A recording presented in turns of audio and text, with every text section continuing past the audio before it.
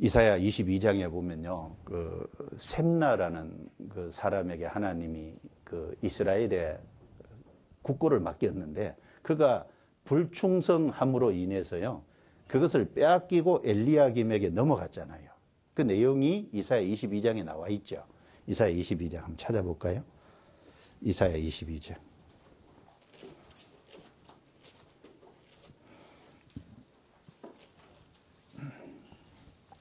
이사야 22장 18절부터 제가 읽어보겠습니다. 정령이 너를 말아 싸서 곰같이 각막한 지경에 던질 것이라. 주인의 집에서 수치를 끼치는 너여, 내가 그곳에서 죽겠고 내 영광의 수레도 거기 있으리라. 내가 너를 내 관직에서 쫓아내며 내 지위에서 낮추고 그 날에 내가 hil기야의 아들 내 종 엘리야김을 불러 내 옷을 그에게 입히며 내 띠를 그에게 띄워 힘있게 하고 내 정권을 그의 손에 맡기리니 그가 예루살렘 거민과 유다 집의 아비가 될 것이며 내가 또 다윗 집의 열쇠를 그의 어깨에 두리니 그가 열면 닫을 자가 없겠고 닫으면 열 자가 없으리라. 그래서 셈나에게 그 국고를 맡겼는데 자기의 어떤 이익을 위해서, 자기의 소욕을 위해서 자기 개인의 이득을 취한 거예요. 그래서 셈나를 하나님이 그 국고 자리를 뺏어서 그걸 엘리야김에게 맡겼다. 그러니까 엘리야김에게 모든 정권을 맡김으로 인해서 엘리야김이 그 국고를 맡아서 열면 닫을 자가 없겠고 닫으면 열 자가 없어. 그 엘리야김은 예수님의 하나의 그림자잖아요. 그래서 직분을 주기를 원했는 셈나는 빼앗기고 기회가 있었는데 엘리야김에게 넘어갔잖아요. 가룟 유다도 그랬고 가룟 유다는 빼앗기고 마띠아에게 넘어가고. 그래서 교회 안에서 보면 주님이 그 사람에게 그 일을 맡기기를 원하는데 그 직분을 소중히 해서 그에게 영광을 주기를 원하는데 그는 빼앗기고 다른 사람이 맡고 그런 일들이 계속 있어 왔고 지금도 있을 겁니다. 그래서 그 성경에 보면은 자기 직분을 그 자기 상급을 빼앗기지 않도록 하라 그랬어요. 요한계시록 3장을 한번 봅시다. 요한계시록 3장 11절.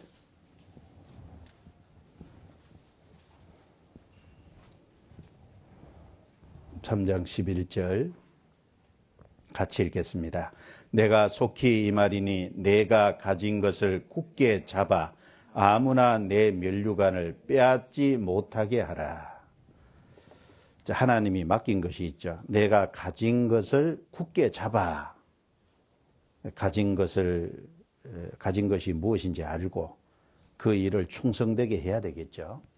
굳게 잡는다는 걸 딱 붙잡고 있으라는 것보다도 자기의 위치를 알고 자기의 직분을 알고 그 일을 충성되게 함으로써 거기에서 오는 영광을 자기가 얻어야 될 겁니다. 자, 그런데 아무나 내 면류관을 빼앗지 못하게 하라. 그 말은 빼앗길 수도 있기 때문에 하는 얘기잖아요. 면류관이 상급이잖아요.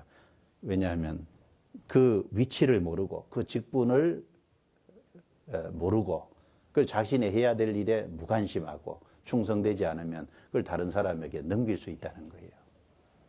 면류관을 빼앗지 못하게 하라. 다른 말로 상급이 빼앗기지 않도록 하라. 그 말이죠. 빼앗길 수 있기 때문에 하는 겁니다. 그리고 이 직분에는 직분을 잘 감당하면 거기 영광이 있잖아요. 4번입니다. 주님께서 주신 직분은 영광이 넘칩니다. 구원받은 우리에게 이러한 직분을 주신 것은 영광도 함께 받게 하시려고 하신 것입니다. 주님이 직분을 왜 주셨겠어요? 단지 주님의 일을 위하고 주님의 영광을 위해서일까요? 주님은 하시고자 하면은 자기 혼자 자기 역사를 다 이루실 수 있어요. 주님은 전능자잖아요. 근데 그 일에 왜 구원받은 사람을 참여시킬까요? 구원받은 사람에게 직분을 주시고 그 일에 참여시키는 것은 구원받은 사람에게 뭘 주시려고요? 영광을 주시려는 의도가 있다는 거예요. 주님이 혼자 다 하실 수도 있는데 우리를 참여시키는 것은 우리에게 그 일에 하는 가운데 보람을 느끼고 영광을 주시기 위해서 참여시키는 겁니다. 디모데후서 2장. 디모데후서 2장. 그래서 우리에게 구원만 주시기 원하는 게 아니라 영광도 주시기를 원하잖아요. 디모데후서 2장 20절입니다. 2장 10절 같이 읽겠습니다. 그러므로 내가 택하신 자를 위하여 모든 것을 참음은 저희로도 그리스도 예수 안에 있는 구원을 영원한 영광과 함께 얻게 하려 함이로라. 택하신 자를 위하여 모든 것을 참다는 건 그 하나님 앞에 이스라엘 민족은 택함을 받은 민족이잖아요. 바울이 이방인에게 복음을 전하니까 이스라엘 민족들은 동족들은 계속 바울을 핍박하고 박해했어요. 그럼에도 불구하고 그 유대인들에게 참고 먼저 유대인들에게 항상 복음을 전했죠. 어디 가든지. 그 택하신 자들을 위해서 바울은 모든 것을 참았어요. 왜 그렇게 했냐면 저희로도 그 유대인으로도 그리스도 예수 안에 있는 구원을 영원한 영광과 함께 얻게 하려 합니다. 구원도 주시고 영광도 주시고. 모세는 율법을 증거하는 율법을 하나님께 수여받아서 이스라엘 백성에게 전파한 자잖아요.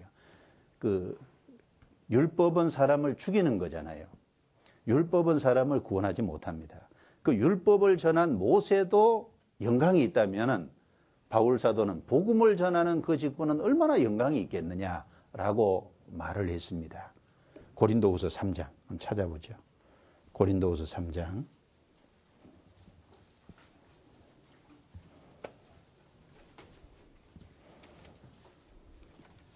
고린도후서 3장 7절부터 9절 제가 읽습니다. 도려 써서 새긴 죽게 하는 의문의 직분도 영광이 있어 이스라엘 자손들이 모세의 얼굴에 없어질 영광을 인하여 그 얼굴을 주목하지 못하였거든. 하물며 영의 직분이 더욱 영광이 있지 아니하겠느냐? 정죄의 직분도 영광이 있은즉 의의 직분은 영광이 더욱 넘치리라. 영광되었던 것이 더 큰 영광을 인하여 이에 영광될 것이 없으나 없어질 것도 영광으로 말미암았은즉 같이 있습니다. 길이 있을 것은 더욱 영광 가운데 있느니라. 자, 율법의 직분과 복음을 전하는 영의 직분, 의의 직분을 대비해서 하신 말씀이죠. 율법은 사람을 죽이는 거잖아요. 율법은 행하라 그리하면 살리라. 행하지 못하면 심판받잖아요.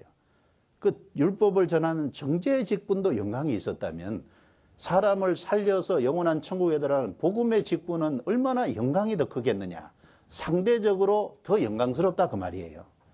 오해하면 안 됩니다. 모세는 영광이 없다 그 말이 아니에요. 아시겠죠? 정죄의 직분에 비해서 복음을 전하는 직분이 더욱 영광스럽다 그 말이잖아요. 그리고 우리는 담대할 수 있는 거예요. 사람을 죽이는 것을 전하는 게 아니라 살리는 것을 전하잖아요. 영원한 생명을 얻을 수 있는 걸 전하잖아요. 그러니까 우리는 얼마나 영광스러운 직분을 받고 그것에 봉사하는지를 우리가 깊이 생각을 해야 될 겁니다. 그리고 그 일을 잘하면 거기에 합당한 영광이 있어요. 그렇죠? 그거는 이제 상을 말하는 거, 합당한 상이 있습니다. 4페이지 보십시다. 교사가 부족하다고 해서 하나님은 아무나 교사로 세우시지는 않습니다. 교회는 아무나 교사로 세우지 않습니다. 하나님과 교회가 부족한 우리를 교회학교 교사로 세우시는 일에 감사해야 합니다. 앞으로 고난과 핍박이 있겠지만 주님이 영광으로 갚아주시는 직분이기 때문입니다. 순종하는 마음으로 충성하는 마음으로 주님의 부르심에 나오신 분들에게 주님은 교사의 직분을 허락하십니다. 부족한 능력을 채우시고 우리를 풍족하게 하시고 아이들을 가르치게 도와주실 겁니다. 그래서 부족하죠. 그러나 주님이 내게 베푸신 은혜를 보답해야 되겠다 하는 은혜를 보답하고자 하는 마음, 주님의 부르심에 순종하는 마음, 자원하는 마음, 충성된 마음, 이런 마음으로 나오는 그런 사람들을 주님이 부르시고 그리고 거기에 능력을 채우시고 그 일을 할 수 있도록 하나님이 지혜와 지식을 주시고 그 일을 실제 해나가게 도와주세요. 이제 이렇게 생각하는 분이 있을 거예요. 내게 지혜와 지식이 있어서 그리고 이제 주님이 부르셔서 이제 일해 나가게 하는, 아닙니다. 주님이 먼저 부르신 그 일에 필요한 것들은 주님이 할 수 있도록 채워주시는 분이에요. 부르심에 응답하면 채워주세요. 아시겠죠? 그러면 주님이 그 일을 할 수 있도록 이제 이끌어 가시고 주님의 그 일에 합당하게 사용하십니다. 12사도가 처음부터 12사도의 자격을 갖춘 것은 아니죠. 주님이 부르시고 그들에게 능력을 채워주시고 그리고 그들을 사용하셨어요. 순서가 그렇습니다. 우리도 주님의 부르심에 응답하기만 한다면 주님이 그 일에 필요한 것을 채워주실 거예요. 능력도 지혜도 지식도 채워주실 겁니다. 그걸 믿어야죠. 내가 갖춰졌기 때문에 부르신다. 아닙니다. 그런 사람 아무도 없어요. 그리고 다섯 번째, 예수님의 가르치심인데요. 이런 걸 한번 생각해 보죠. 예수님이 이 세상에 오셔서 33년의 생애를 사시고 3년 반 동안 공생애를 하셨는데 예수님이 3년 반 동안 공생애를 하시면서 가장 힘쓴 일이 무엇일까요? 예수님이 가장 힘쓴 일이 무엇일까요? 12제자를 택하시고 12제자를 가르치시는 일에 가장 정력을 쏟으셨습니다. 가르치는 일에 가장 힘쓰셨어요. 맞죠? 예수님이 각 곳에 다니면서 복음을 전파하셨어요. 복음을 전파하시면서 그 12제자를 데리고 다니셨잖아요. 때로는 파송해서 훈련을 위해서 둘씩 파송했다가 다시 모으시기도 하시고 그 12제자를 가르치시고 12제자를 훈련하는데 예수님은 모든 3년 반의 공생애를 사실은 정열을 쏟으신 겁니다. 그리고 그 주님께 배운 제자들이 그 주님이 완성하신 복음을 전했잖아요. 그렇죠? 교회는 무엇에 가장 힘써야 될까요? 가르치는 일입니다. 가르치는 일에 여기 모든 것을 사실은 거는 거예요. 그래서 우리 교회에서 말씀을 가르치는 일에 사실 거기에 모든 걸 쏟잖아요. 주일날도 보면 말씀 전하는 시간이 가장 길죠. 다른 것보다도. 가르치는 일에 정리를 쏟. 교회 학교 학생들을 어떻게 바로잡을 거냐. 가르치는 일에 힘써야 돼요. 뭐 재미있게 놀고 재미있게 뭘 만들고 그런 것은 부가적인 거예요. 가르치는 일. 예수님이 가르치시는 그 일에 가장 많은 시간과 정열을 투자하셨듯이 우리 교회도 그래야 되고 교회 학교 교사도 당연히 그렇게 해야 됩니다. 마태복음 5장을 보겠습니다. 마태복음 5장 몇 군데 한번 찾아보죠.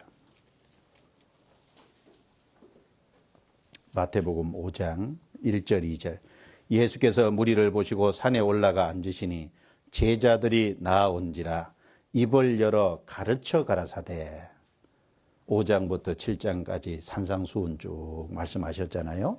마태복음 9장 35절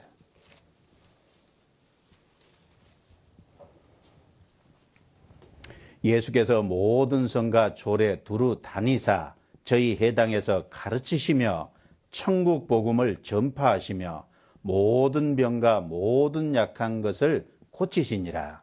제일 앞에 나오는 것이 저희 회당에서 가르치시는 것이 제일 앞에 나옵니다.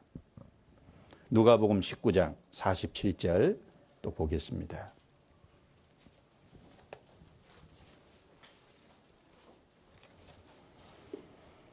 예수께서 날마다 성전에서 가르치시니 대제사장들과 서기관들과 백성의 두목들이 그를 죽이려 꾀하되 날마다 성전에서 가르치시니 날마다입니다. 날마다. 자, 사무엘상 12장 23절에 보면은 사무엘이 그 재판장의 일을 그 왕이 세워짐으로 인해서 더 이상 재판장의 일은 사사로서 하지 않아도 되잖아요. 그럼에도 재판장의 일, 사사의 일은 그만두겠지만 선하고 의로운 도로 너희를 가르칠 것인즉 가르치는 것은 쉬지 않겠다고 사무엘이 말했습니다.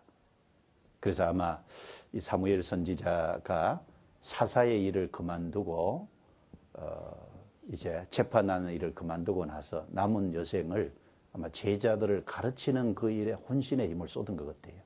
선지 학교도 세우고. 그래서 이 가르침을 받은 사람들 거기에서 이제 하나님의 일꾼이 나오는 겁니다. 그렇죠? 하나님과 합당한 사람들이 세워지는 거죠. 예수님이 가르치심에 모든 것을 쏟으신 것처럼 우리도 그 일에 힘써야 됩니다. 가르침은 사람을 변화시킬 수 있는 거예요. 무엇으로 사람을 변화시키느냐? 가르침으로 변화시킬 수 있어요. 자, 6번째, 교사의 임무, 이제 사명을 미션이라 그러죠. 우리는 전도하고 선교하는, 그래서 이제 교회학교 미션 스쿨입니다.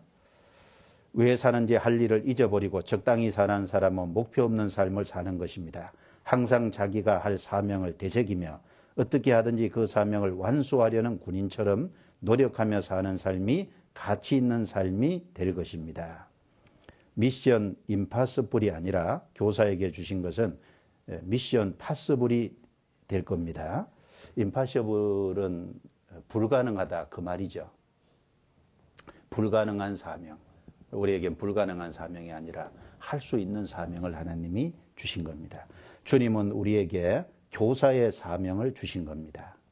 그래서 마태복음 28장 18절부터 20절에 예수께서 나와 일러 가라사대 하늘과 땅의 모든 권세를 내게 주셨으니 그러므로 너희는 가서 모든 족속으로 제자를 삼아 아버지와 아들과 성령의 이름으로 세례를 주고 내가 너에게 분부한 모든 것을 가르쳐 지키게 하라.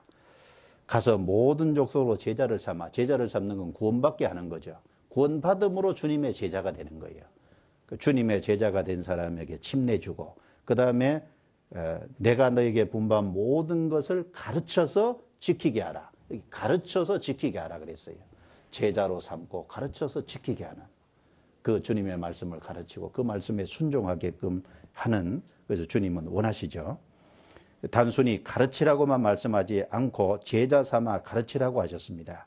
바울은 이 사명을 감당하는 데 목숨도 아까워하지 않았습니다. 사도행전 20장 24절에서 바울은 나의 달려갈 길과 주 예수께 받은 사명 곧 하나님의 은혜의 복음 증거하는 일을 마치려 하면은 나의 생명을 조금도 귀한 것으로 여기지 아니하노라고 했습니다. 또한 고린도후서 12장 15절에는 내가 너희 영혼을 위하여 크게 기뻐함으로 재물을 허비하고 또 내 자신까지 허비하리니 너희를 더욱 사랑할수록 나는 덜 사랑을 받겠느냐고 말했습니다. 바울은 그 사명을 받았고 그 사명을 위해서는 목숨을 버리지 않겠다고 했고 실제로 자기 목숨을 내놨잖아요. 로마에서 순교당할 때까지 그 일에 사명을 완수했습니다. 교사로서 제자를 기르는 것은 일생을 바쳐 해볼 만한 참으로 가치 있는 일입니다. 인류 역사에는 위대한 스승들이 많이 있었습니다. 오늘날 우리가 누리고 있는 모든 문화유산들은 모두 위대한 스승의 유산이라고 해도 과언이 아닙니다. 인류의 가장 위대한 스승들 중에 하나라고 하는 공자나 석가 같은 사람들은 좋은 사상을 가르치기도 하였지만 그릇된 사상을 가르쳐주기도 했습니다. 그러나 우리는 영원한 진리의 말씀과 복음을 가르칠 수 있으니 이 얼마나 감격스러운 일입니까? 하나님의 말씀을 가지고 제자 삼는 일은 일생을 기꺼이 바칠 수 있는 고귀한 일입니다. 사람이 자기의 생명과 일생을 어디에 다 바치느냐 하는 것은 대단히 중요한 것입니다. 우리는 바울처럼 일생을 하나님의 말씀을 전하는 일에 바칠 수 있으니 얼마나 좋습니까? 사도 바울은 제자 삼는 일을 온 마음을 다해 기쁨으로 감당했습니다. 이 가르치는 일, 세상에서도요, 가르치는 일에 이 참여된다. 소수의 사람에게 주어진 일종의 특권이라고 할 수 있을 거예요. 교회 안에서도요. 우리는 이 복음을 전하고 하나님의 말씀을 가르칠 수 있다는 것. 이건 영원한 진리잖아요. 이 세상의 스승들은 그릇된 사상, 좋은 사상 이런 걸 가르쳤지만 우리는 참된 진리를 가르치는 거잖아요. 영원한 진리거든요. 이것을 내가 가르칠 수 있다. 여기에 내 생명을 걸 수 있다. 내 일생을 여기에 걸 수 있다. 이거 얼마나 복된 일이겠어요. 이것을 진짜 깨달은 사람은 평생 이 일을 하려고 할 겁니다. 실제로. 바울 사도는 그 일을 진짜 잘 감당했어요. 5페이지 넘겨보십시다.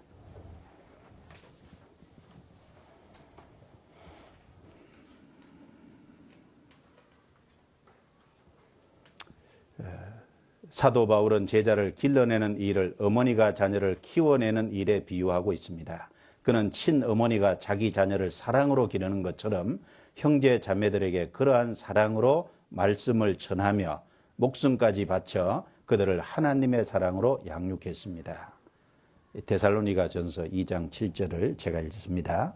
오직 우리가 너희 가운데서 유순한 자 되어 유모가 자기 자녀를 기름과 같이 하였으니 우리가 이같이 너희를 사모하여 하나님의 복음으로만 아니라 우리 목숨까지 너희에게 주기를 즐거하면 너희가 우리의 사랑하는 자 됨이라. 우리 번역에는 유모라고 되어 있는데 원래 영어에 보면 mother, 엄마죠. 어머니. 그래서 친어머니가 자기 자녀를 기름같이, 바울 사도는 친어머니가 자기 자녀를 기름같이 형제 자매들에게 말씀을 유순한 제도에서 가르치고 지도하고 보살피고 그렇게 했다는 겁니다. 어린아이가 저절로 길러지는 건 아니죠. 부모의 어떤 수고, 희생, 사랑. 어린아이들은 그 부모의 사랑을 먹고 자라잖아요. 그런 것처럼 학생들은, 교회학교 학생들은 교사들의 사랑을 먹고 자랄 겁니다. 그래서 그 본을 보이고, 그래서 수고하고 희생하는 그 자기의 영혼을 거기에다 쏟아서 그 일을 가르칠 때 그 학생들의 변화된 모습을 볼 수 있을 겁니다. 네 번째 단락을 보겠습니다. 어린 영혼들은 하나님의 사람으로 길러내는 것이 중요합니다. 우리는 다음 세대의 복음이 계속 전수되기 위해서 아이들을 온전한 하나님의 사랑으로 반드시 길러내야 합니다. 요게벳이 모세를 길러내듯이, 한나가 사무엘을 길러내듯이, 모세가 여호수아를 길러내고 엘리야가 엘리사를 길러내듯이 다음 세대의 복음을 전할 그리스도인을 길러내야 합니다. 예수님이 12제자를 길러내듯이, 베드로가 마가를, 바울이 디모데와 디도를 길러내듯이 이 시대의 의인들을 길러내야 합니다. 그렇죠. 훌륭한 교사들이 많았죠.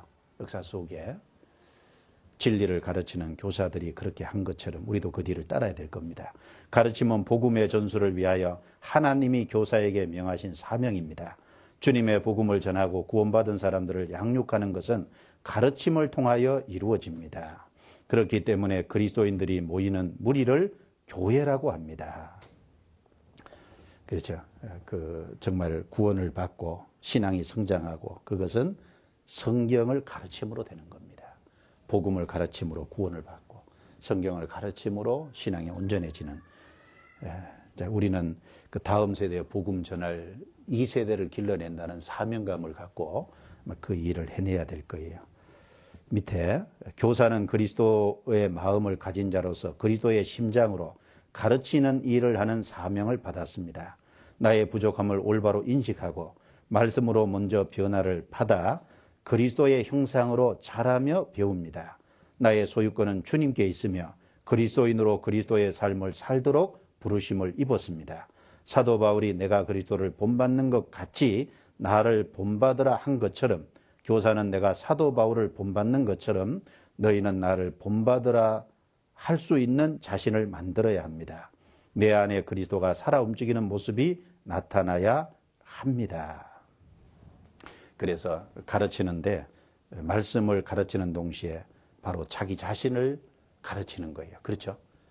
그리스도가 내 안에 사시고 내 안에 사신 그리스도를 나타낼 때 그 가르침이 온전해질 수 있을 겁니다. 가르침만 있고 내 행실은 내 안에 그리스도가 전혀 드러나지 못하게 한다면 그 가르침이 허공을 맴도는 것으로 끝날 수 있어요. 그래서 먼저 내 자신이 배우고 내 자신이 가르침받고 내 자신 속에 있는 그리스도를 나타내는, 그 속에서 가르침이 진행될 때 온전한 가르침이 될 수 있다고 확신합니다. 5페이지 맨 밑에 단락입니다. 하나님의 능력이 교사를 통하여 나타나는 모습을 보여주어야 하는 사명이 있습니다. 내 안에 사시는 그리스도를 아이들에게 보여주는 교사가 바로 죽게 받은 사명을 제대로 완수하는 것입니다. 수영 강사는요, 수영에 대하여 가르치는 게 아니라 수영 자체를 가르치는 거잖아요. 잘못하면 이제 수영에 대하여 가르치지만 그 자기가 수영을 배워서 자기 자신의 어떤 습득된 그런 것들을 가르치는 거지 않습니까? 마찬가지로 우리도 그리스도에 대해서 먼저 배우고 내 안에 사신 그리스도를 나타내고 가르치는 것이 합당한 모습일 겁니다. 귀신 들린 사람은 자기 안에 귀신이 들렸다는 것을 나타내잖아요. 네? 그런 것처럼 술 취한 사람은 그 술에 완전히 사로잡혀서 술이 들어가 있는 그것이 바깥으로 나타나지 않습니까? 우리는 그리스도인으로서 그리스도가 충만하게, 말씀이 충만하게 채워질 때 그걸 통해서 또 다른 사람을 바르게 가르칠 수 있을 거예요. 자, 7번 6페이지 넘겨보겠습니다. 6페이지 7번입니다. 가르침의 내용은 성경, 즉 예수 그리스도를 전하는 것이 될 겁니다. 그러니까 우리가 가지고 있는 성경은 사실 예수 그리스도를 증거하는 것이잖아요. 그래서 바로 예수 그리스도를 가르치는 것이 될 거고, 그리고 성경을 전하는 것이 될 겁니다. 그래서 8번에 교사 자신을 먼저 가르치라. 그것을 좀 참고해 보시기 바랍니다. 그리고 7페이지 맨 마지막에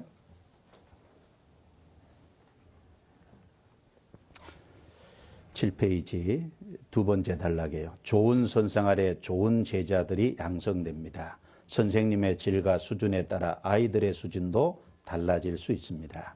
그러므로 가르치는 선생님은 자기 개발을 게을리하면 안 됩니다. 누가복음 6장 40절 같이 읽죠. 제자가 그 선생보다 높지 못하나 무릇 온전케 된 자는 그 선생과 같으리라. 제자가 선생보다 높지 못하다. 온전케 된 자는 선생과 같으리라. 그래서 그 가르침을 받는 사람은 가르치는 선생을 능가할 수 없죠. 그런데 감사한 것은 우리가 혼자 가르치는 게 아니라 교회학교 교사들이 어울려서 가르치니까 감사한 거예요. 그렇죠?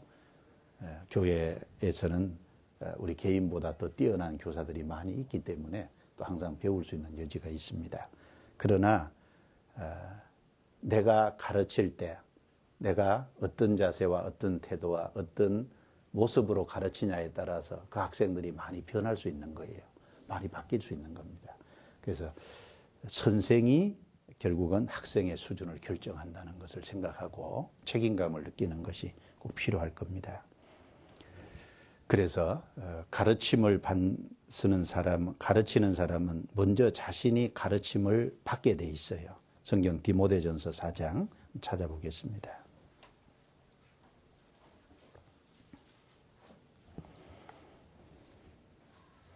16절